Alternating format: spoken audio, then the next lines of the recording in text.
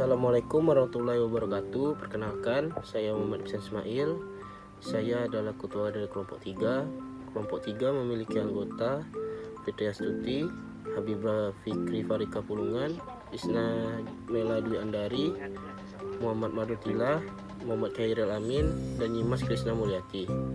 Di sini kami akan mempresentasikan tentang makalah imunologi dan hematologi ELISA, enzima lingkar imunosorben asai. Bab 1, pendahuluan, latar belakang. ELISA enzima lingkar imunosorben asai atau penetapan kadar imunosorben dengan menggunakan antibodi sekunder berlabar enzim merupakan uji serologis yang umum digunakan di berbagai laboratorium imunologi.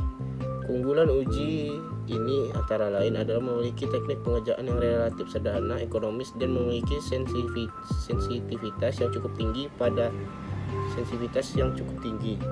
Pada tahun 1971, Peter Perlman dan Eva Engvall memperkenalkan teknik ELISA dalam bidang imunologi.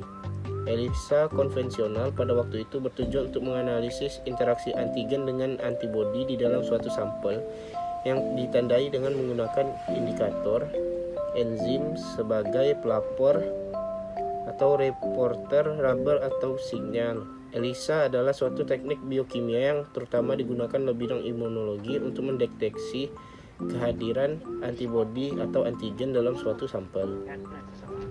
Sebelum mempelajari teknik ELISA, kita perlu mengingatkan kembali pengertian antigen dan antibodi serta reaksi antigen dan antibodi. Pada teknik ELISA selalu menggunakan prinsip pertemuan antara antigen dan antibodi. Antigen atau sering disebut imunogen terdapat pada berbagai patogen seperti bakteri, virus, jamur, parasit. Imunogen spesifik dapat merangsang sel limfosit B atau T yang menghasilkan produk respon imun yang disebut antibodi atau T-cell receptor (TCR). Secara fungsional, antigen terdiri dari imunogen dan hapten, misalnya dimitrofenol, antibiotik, dan berbagai obat yang memiliki berat molekul kecil. Hapten merupakan antigen inkomplit yang tidak bisa secara langsung atau mandiri bereaksi dengan respon imun, tetapi harus memiliki molekul protein pembawa. Hapten dapat dikenali oleh sel B, sedangkan protein pembawa dapat dikenali oleh sel T. Epitop dibentuk oleh hapten pada protein pembawa yang dapat merangsang terbentuknya antibodi. Molekul pembawa dengan hapten membentuk kompleks antigen. Kompleks antigen diproses dengan reseptor sel B dan melalui peptide dari protein pembawa yang dipresentasikan dalam MHC2 ke sel T helper TH. Gambar 4 berikut untuk memperjelas mekanisme respon sel B terhadap hapten. Gambar 1 yang ini merupakan respon dari sel B terhadap hapten. Rumusan masalah. Yang pertama, apa itu ELISA? Yang kedua, bagaimana cara kerja dari metode ELISA? Yang ketiga, bagaimana jenis-jenis ELISA? Yang keempat, bagaimana kegunaan dari aplikasi ELISA secara umum dan klinik? Yang kelima, apa kelebihan dan kekurangan dari metode ELISA? Tujuan untuk mengetahui pengertian ELISA. Yang kedua, untuk mengetahui jenis-jenis ELISA. Yang ketiga, untuk mengetahui cara kerja dari metode ELISA. Yang keempat, untuk mengetahui kegunaan dari aplikasi ELISA secara umum dan klinik. Yang kelima, untuk mengetahui kelebihan dan kekurangan dari metode ELISA. Tinjauan pustaka. Konsep dasar enzima lingkar imunosorben asai ELISA adalah sebuah teknik biokimia yang terutama digunakan dalam bidang imunologi untuk mendeteksi kehadiran antibodi atau antigen dalam suatu sampel. ELISA telah digunakan sebagai alat diagnosis dalam bidang medis, patologi tumbuhan, dan juga berbagai industri. Dalam pengertian sederhana, sejumlah antigen yang tidak dikenal ditempelkan pada suatu permukaan. Kemudian antibodi spesifik dicucikan pada permukaan tersebut sehingga akan berikatan dengan antigennya.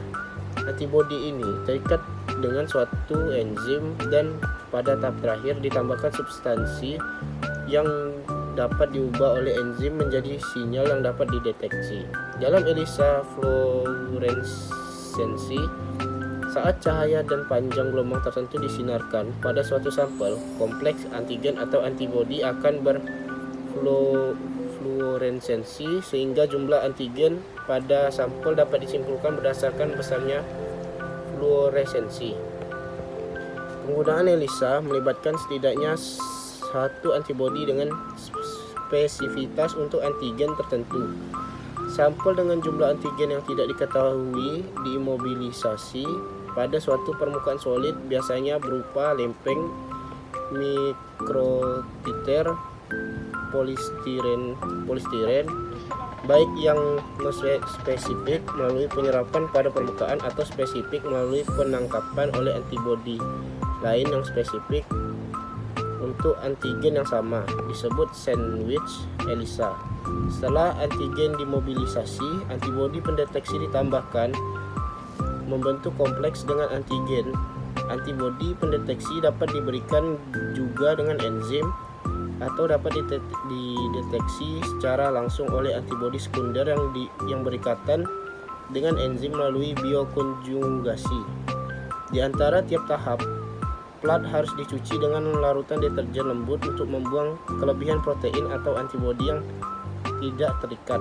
Setelah tahap pencucian terakhir, dalam plat ditambahkan substrat enzimatik untuk memproduksi sinyal yang visible yang menunjukkan kuantitas antigen dalam sampel. Teknik ELISA yang lama menggunakan substrat kromogenik, meskipun metode-metode terbaru mengembangkan substrat fluorogenik yang jauh lebih sensitif. Cara kerja teknik ELISA merupakan salah satu dari teknik imunologi yang bertujuan untuk mengetahui atau mengukur kadar dari aktivitas atau respon ekspresi protein dan status reaksi imun dari reaksi individu atau respon imun dalam memperkembangkan teknik imunologi yang tidak hanya bisa dilakukan dengan metode ELISA, tetapi juga imunohistokimia (IHC), Western blot, amino acid seq, FACS analisis. Pada metode ELISA, spesimen yang biasanya dipakai berupa cairan, misalnya serum, atau hasil ekstraksi dalam bentuk infusa berbagai bahan. Apabila spesimen berupa serum, maka masuk dalam ranah pemeriksaan serologik yang mempelajari reaksi antigen dan antibodi secara in vitro. Pemeriksaan serologik secara dilakukan sebagai upaya menegakkan diagnosis, walaupun saat ini pemeriksaan serologik tidak terbatas pada penyakit infeksi. Namun, untuk menunjang diagnosis penyakit infeksi, memang hal yang sering dilakukan. Pengamatan in vitro terhadap perubahan kompleks antigen antibodi (AGAB) sangat mungkin dapat dilakukan dengan berbagai metode ELISA dan sangat membantu dalam menegakkan diagnosis dan pengembangan penelitian. Pada teknik ELISA, kita harus menetapkan dulu apa yang dicari. Jika antigen yang dicari, maka reagen yang disiapkan adalah antibodi, demikian sebaliknya. Jika mencari antibodi, maka reagen yang disiapkan adalah antigennya. Pada deteksi antigen, maka antibodi yang memiliki spesifitas tinggi untuk antigen tersebut harus disiapkan. Selanjutnya, antigen yang disampel dimasukkan dalam lempeng mikrotiter polyestrin yang sudah di-coated dengan antibodi spesifik. Kemudian ditambahkan dengan antibodi pendeteksi sehingga terdapat kompleks antigen antibodi. Antibodi pendeteksi dapat berikatan dengan antibodi sekunder yang berlabel enzim melalui proses biokonjugasi. Setiap akhir tahapan, proses ini harus dilakukan pencucian plat dengan deterjen yang sudah ada dalam kit. Tahapan berikutnya memberikan substrat enzimatik untuk memproduksi presipitat warna yang menunjukkan kadar dari sampel. Substrat yang digunakan bisa dari kromogen atau fluorogenik. Langkah-langkah dari produk kerja ELISA diuraikan sebagai berikut. Langkah ini berdasarkan manual prosedur tertentu secara prinsip yang sama. Namun pada saat mengerjakan teknik ELISA wajib mengikuti manual prosedur yang ada di dalam kit reagen. Contoh berikut ini adalah dari beberapa macam teknik ELISA. ELISA indirect untuk mendeteksi antibodi pada sampel. Yang pertama, mikrotiter dilapisi dengan antigen yang sudah dimurnikan dengan membiarkan larutan berisi antigen menempel pada dinding atau permukaan selama 30-60 menit. Yang kedua, dilakukan proses pencucian yang berguna untuk membilas antigen yang tidak terikat dengan buffer. Selanjutnya akan dijelaskan oleh Habibah Farika Fikri Pulungan.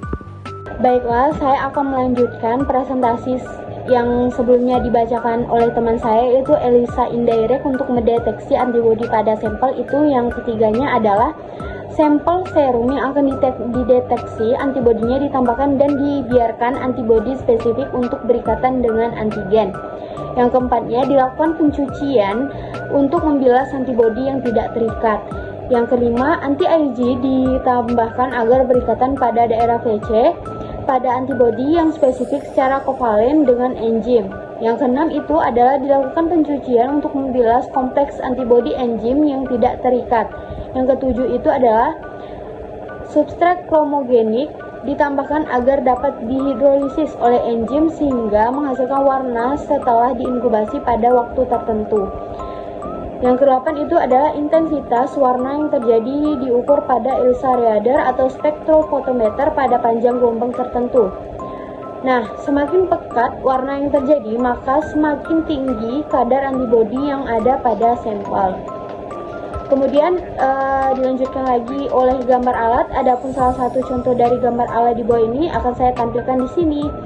Kemudian adapun jenis-jenis ELISA. Secara garis besar ada dua jenis teknik ELISA, yaitu kompetitif dan non-kompetitif. Teknik kompetitif digunakan konjugat antibodi enzim atau antigen enzim. Teknik non-kompetitif menggunakan antibodi primer dan sekunder. Antibodi sekunder pada teknik non-kompetitif dikonjugasikan dengan enzim yang berfungsi sebagai signal. Seiring dengan kebutuhan deteksi antigen atau antibodi secara sensitif dan spesifik, maka teknik ELISA telah banyak digunakan. Inovasi teknik ELISA telah berkembang pesat yang tujuannya adalah untuk mendapatkan hasil yang optimal. Nah, penjelasan berikut ini adalah contoh inovasi teknik ELISA, yaitu ELISA direct, ELISA indirect, ELISA sandwich, dan lain-lain. Nah, yang pertama ini adalah ELISA direct. Teknik ELISA direct adalah yang paling sederhana dari ketiga ELISA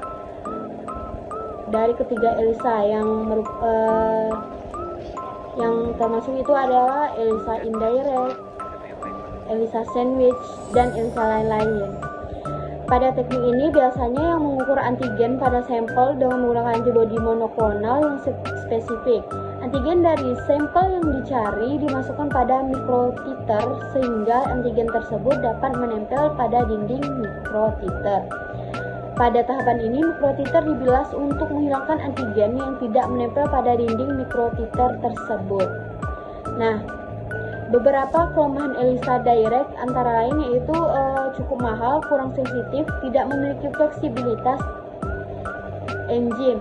Sedangkan kelebihan dari ELISA direct antara lain adalah hanya satu antibodi sehingga cepat, reaksinya silang dapat dihindari. Untuk gambar mekanisme ELISA direct nanti saya tampilkan di sini ya. Kemudian yang kedua itu ada ELISA indirect. Pada teknik ELISA indirect yang dicari adalah antibodi sehingga diperlukan antigen yang spesifik. Antigen spesifik atau monoklonal, antigen yang dicari pada sampel. Antigen sekunder yang berlebar enzim, substrat, dan stop solution adalah mutlak diperlukan untuk teknik ELISA indirect ini. Berikut ini adalah secara ringkas tahapan teknik ELISA indirect untuk mengukur keberadaan antibodi pada sampel.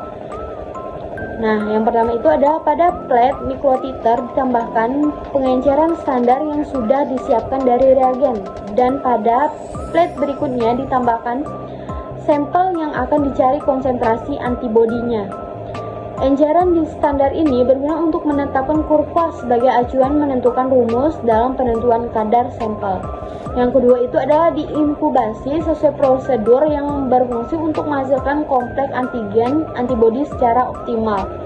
Yang ketiga itu adalah dilakukan pencucian untuk menghilangkan antibodi yang tidak terikat pada kompleks tersebut.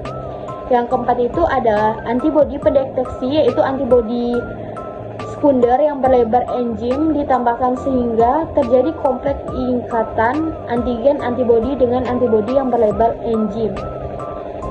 Nah, yang kelima itu adalah diinkubasi secara prosedur dan dicuci sesuai prosedur dalam kit. Kemudian substrat dimasukkan untuk diubah oleh enzim sehingga dihasilkan presipitat warna.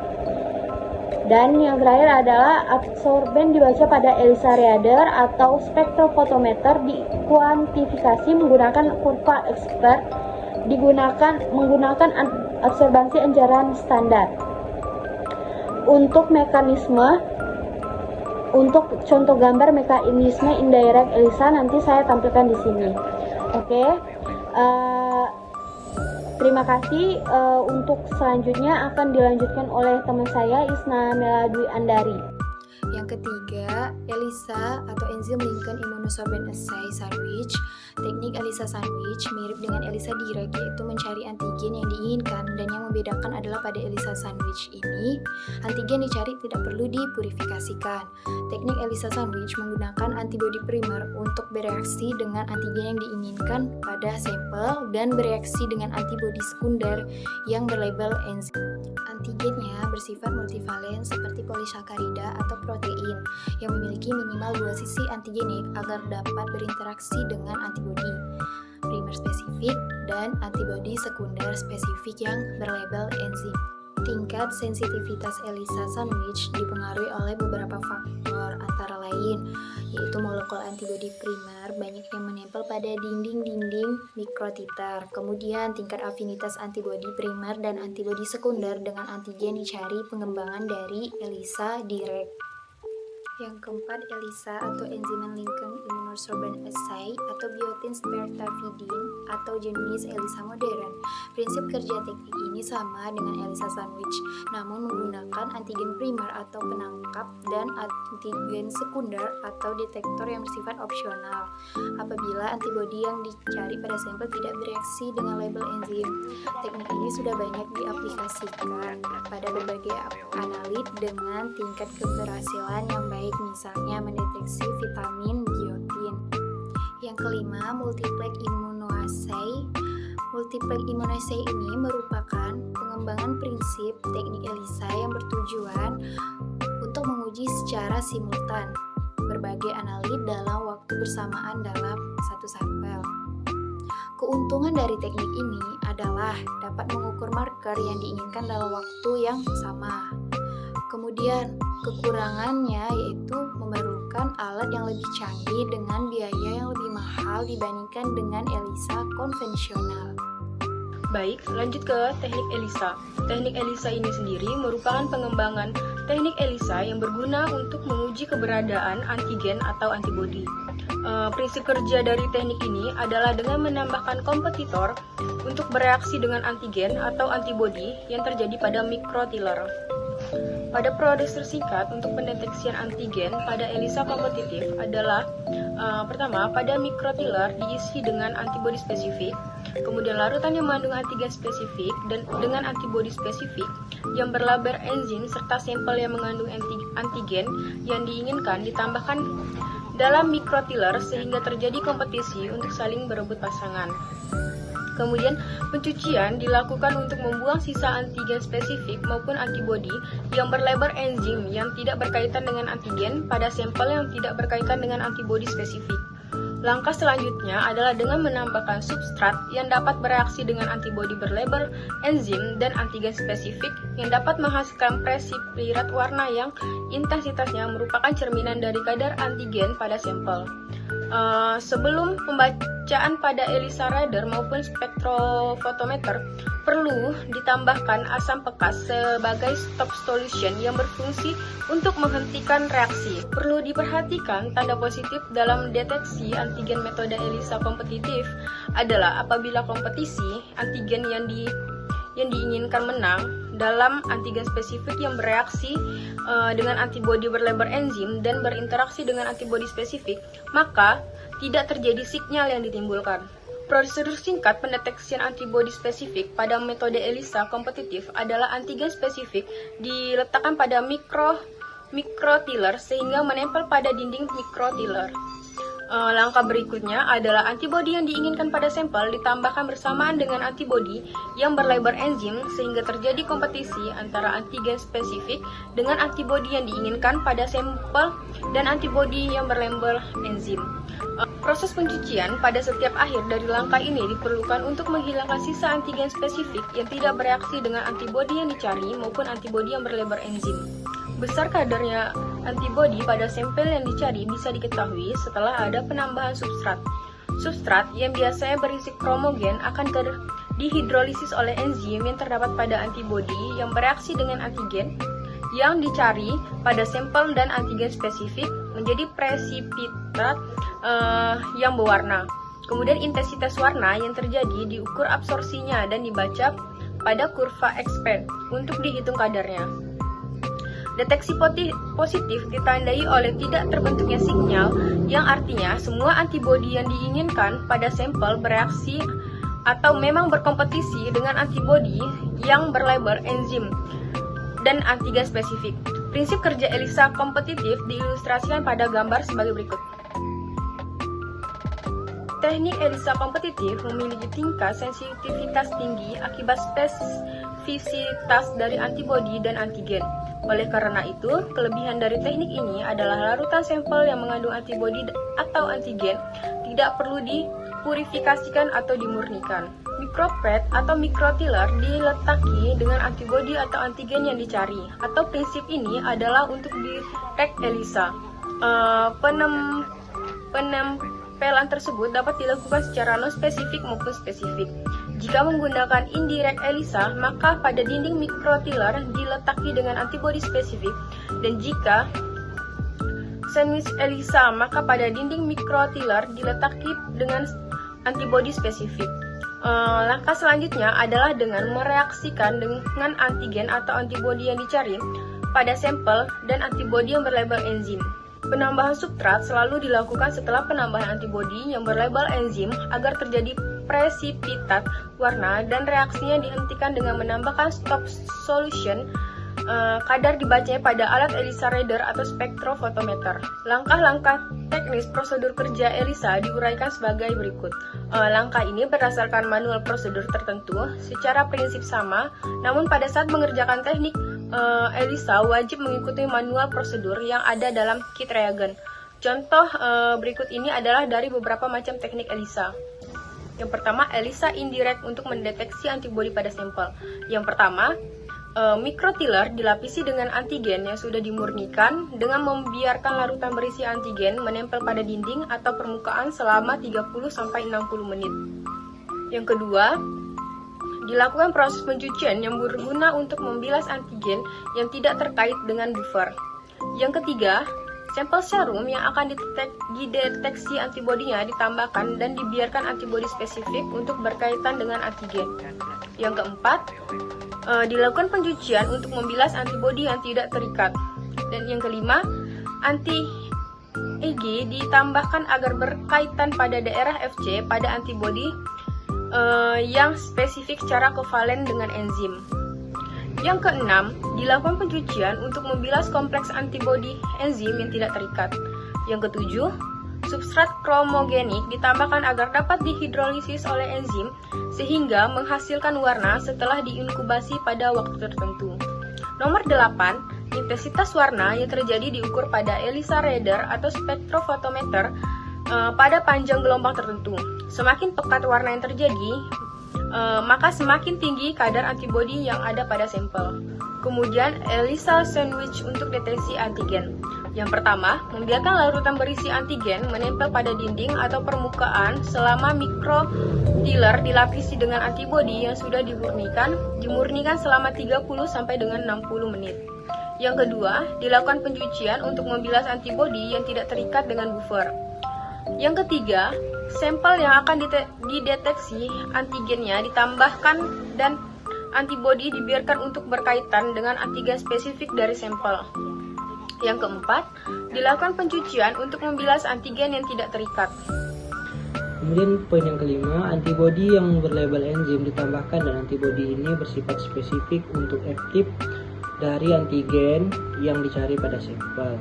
Yang keenam, dilakukan pencucian untuk membilas antibodi yang berlabel enzim tidak terikat.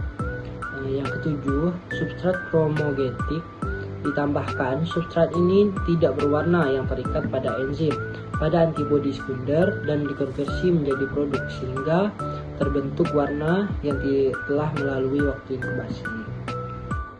Yang kedelapan, larutan asam pekat sebagai stop solution ditambahkan untuk menghentikan reaksi. Yang kesembilan, intensitas warna yang terjadi dapat diukur observasinya menggunakan ELISA radar atau spektrofotometer. Semakin pekat warna yang terbentuk, semakin tinggi kadar antigen yang terdapat pada sampel. Kadar antigen dalam sampel dapat diukur menggunakan kurva ekspor. Kemudian pada poin 2.5 yaitu menjelaskan tentang spesimen. Pada metode ELISA, spesimen yang dapat dipakai berupa cairan, misalnya darah, serum, dan plasma. Hasil ekstraksi dalam bentuk infusa sebagai bahan. Apabila spesimen berupa darah, serum, dan plasma, maka masuk dalam ranah pemeriksaan serologik yang mempelajari reaksi antigen dan antibodi secara in vitro. Pemeriksaan serologik sering dilakukan sebagai upaya menegakkan diagnosis. Walaupun saat ini pemeriksaan serologik tidak terbatas pada penyakit infeksi, namun untuk menunjang diagnosis penyakit infeksi memang hal ini sering dilakukan. Pengamatan secara in vitro terhadap perubahan kompleks antigen antibodi AG/AB sangat mungkin dapat dilakukan dengan metode termasuk ELISA dan sangat membantu dalam menegakkan diagnosis dan pengembangan penelitian. Yang pertama yaitu darah. Sampel darah utuh mengandung banyak komponen. Komponen utamanya adalah sel darah merah dan sel darah putih dan trombosit, dan komponen cairan darah. Seluruh darah dapat disentrifungsi, memungkinkan sel-sel darah dipisahkan dari cairan darah, bergantung pada bagaimana darah disiapkan. Cairan yang dihasilkan berupa serum atau plasma. Yang kedua, serum. Serum adalah komponen darah yang tidak mengandung sel darah atau faktor pembekuan. Hal ini pada dasarnya sama dengan plasma, tetapi tanpa fibrinogen darah yang dikoagulasi mengumpal menghasilkan serum tanpa fibrinogen, meskipun beberapa faktor pembekuan mungkin tetap ada. Yang ketiga, plasma. Plasma adalah komponen darah yang membentuk matriks ekstraseluler yang mengelilingi darah, sel darah merah, sel darah putih, dan trombosit. Darah yang antikoagulan tidak menggumpal menghasilkan plasma yang diliputi fibrinogen dan faktor pembekuan. Jika target analit yang diinginkan adalah faktor koagulasi, disarankan untuk menggunakan plasma sebagai sampel pada serum. Poin 2.6, persiapan spesimen yang digunakan. Prosedur pemeriksaan pada metode sandwich. Yang pertama yaitu preparasi untuk sampel ELISA. Protokol yang disarankan: kumpulkan serum menggunakan serum supaya tertutup dengan diamankan selama 1-2 jam pada suhu kamar atau semalaman pada suhu 4 derajat Celcius. Catatan, sampel darah akan menggumpal secara alami saat didiamkan.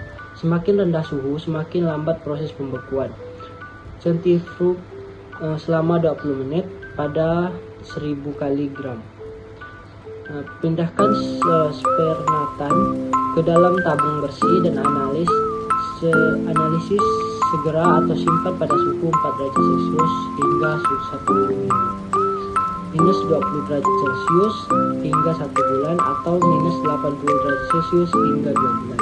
Hindari siklus beku sampai cair, hingga sampai ke suhu kamar sebelum melakukan pengujian. Yang kedua, tahap pemeriksaan. Pertama, pembuatan standar. 10 seumuran pada mikropipet disiapkan untuk standar pada seumuran 1 sampai 2. Masukkan 1000 standar dan 50 standar diulen, kemudian dicampur.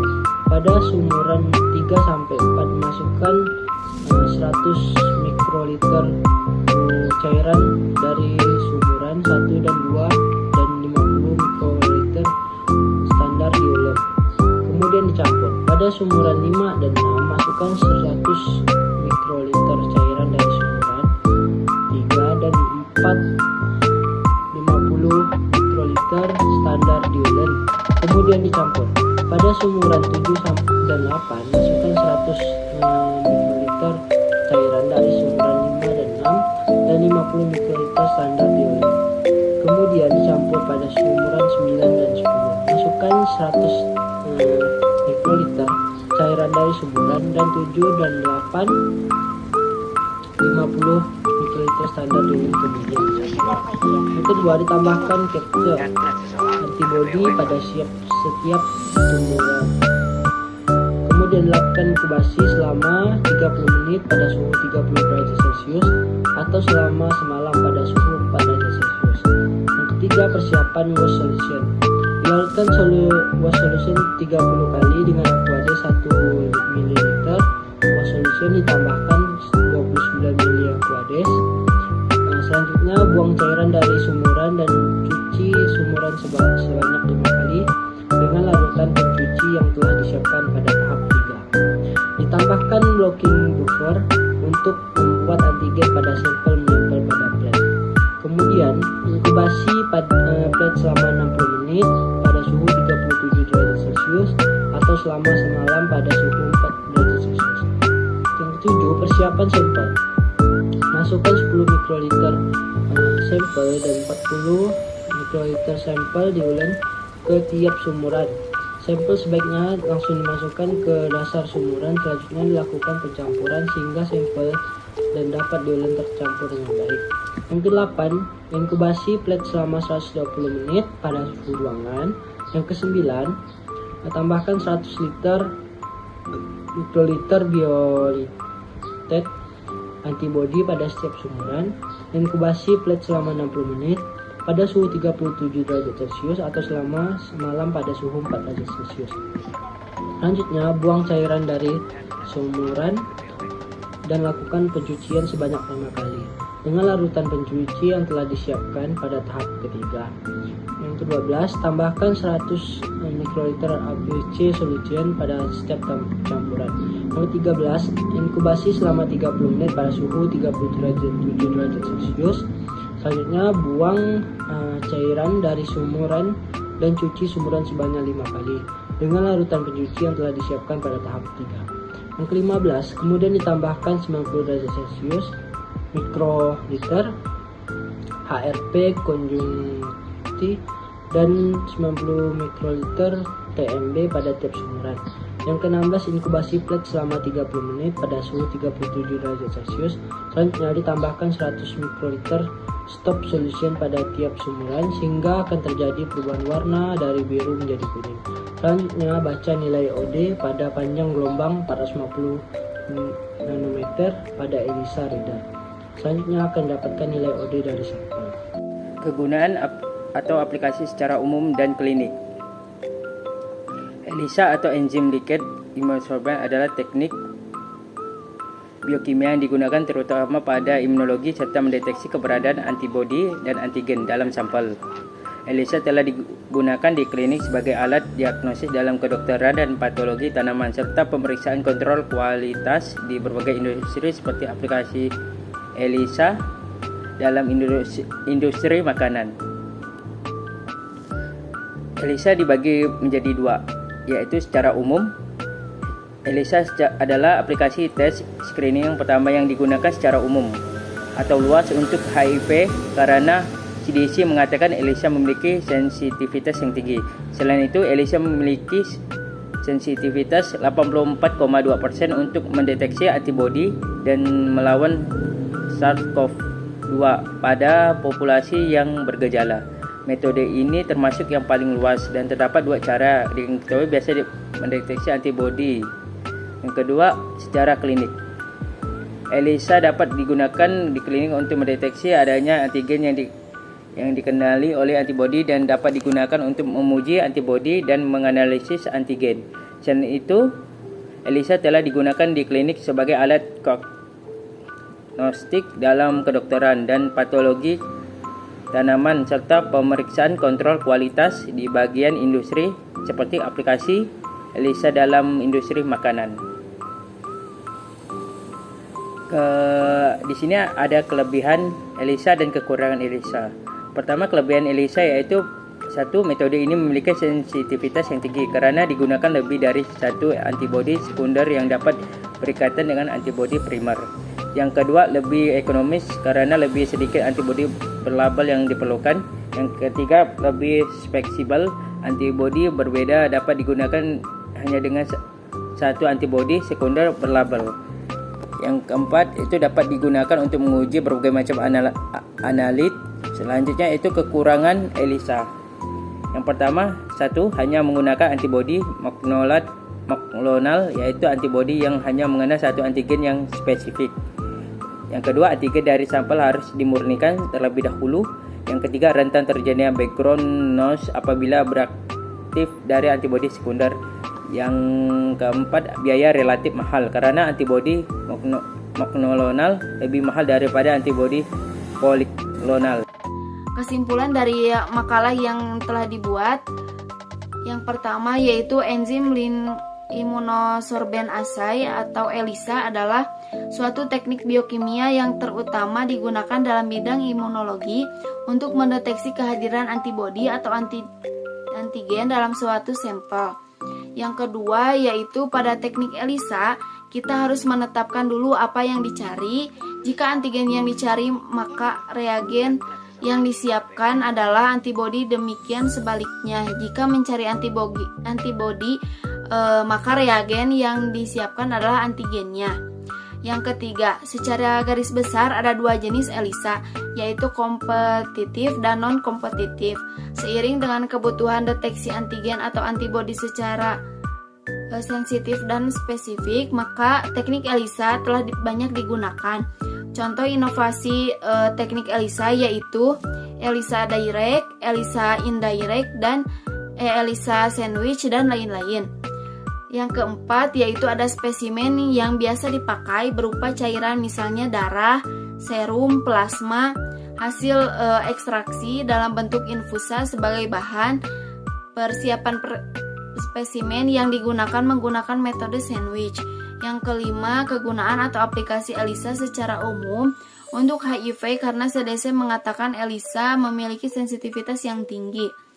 ELISA telah digunakan di klinik sebagai alat diagnostik dalam kedokteran dan patologi tanaman serta pemeriksaan kontrol kualitas di berbagai industri, seperti aplikasi ELISA dalam industri makanan.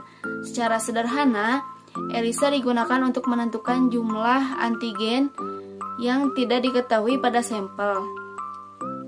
Yang keenam, adapun kelebihan sampel atau teknik ELISA ini dapat digunakan untuk mendeteksi keberadaan antigen walaupun kadar antigen tersebut sangat rendah.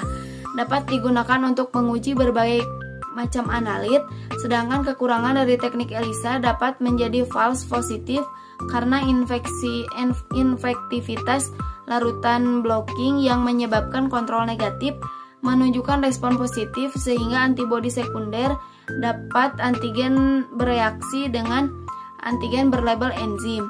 Biaya relatif mahal karena antibodi monoklonal lebih mahal dan dari antibodi poliklonal. Mungkin cukup sekian yang dapat disampaikan. Mohon maaf bila banyak kesalahan dan terima kasih. Wassalamualaikum warahmatullahi wabarakatuh.